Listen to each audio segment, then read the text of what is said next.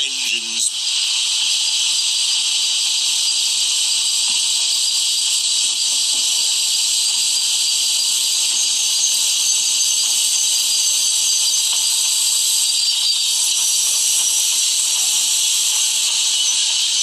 A special train arrived one day, and the Pat controller welcomed the passengers. They looked at everything in the yard and photographed the engines. Duck's driver let some of them ride in his cab. They're the Railway Society, his driver explained. They've come to see us. Their engine's City of Truro. He was the first to go 100 miles an hour. Let's get finished, then we can go and talk to him. Oh, said Duck, awed. He's too famous to notice me. Rubbish, smiled his driver. Come on. Duck found City of Truro at the coaling stage. May I talk to you? He asked shyly.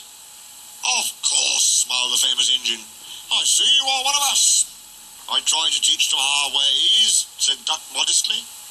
All ship-shape and Swindon fashion, that's right. Please, could you tell me how you beat the South Western? So, City of Truro told Duck all about his famous run from Plymouth to Bristol more than 50 years ago. They were soon firm friends and talked Great Western till late at night. City of Truro left early next morning. Good riddance, grumbled Gordon. Chattering all night, keeping important engines awake. Who is he anyway? He's City of Truro. He's famous. As famous as me? Nonsense. He's famouser than you. He went 100 miles an hour before you were drawn or thought of. So he says. But I didn't like his looks. He's got no dome, said Gordon darkly. Never trust domeless engines. They're not respectable.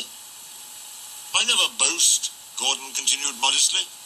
But 100 miles an hour would be easy for me. Goodbye. Presently, Duck took some trucks to Edward's station.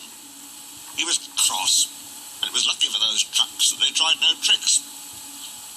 Hello, called Edward. The famous City of Truro came through this morning. He whistled to me. Wasn't he kind? He's the finest engine in the world, said Duck. And he told Edward about City of Truro and what Gordon had said. Don't take any notice, soothed Edward. He's just jealous. He thinks no engine should be famous but him. Look, he's coming now. Gordon's boiler seemed to have swollen larger than ever. He was running very fast. He swayed up and down and from side to side as his wheels pounded the rails. He did it, I'll do it. He did it, I'll do it, he panted. His train rocketed past and was gone. Edward chuckled and winked at Duck. Gordon's trying to do a City of Truro, he said. Duck was still cross.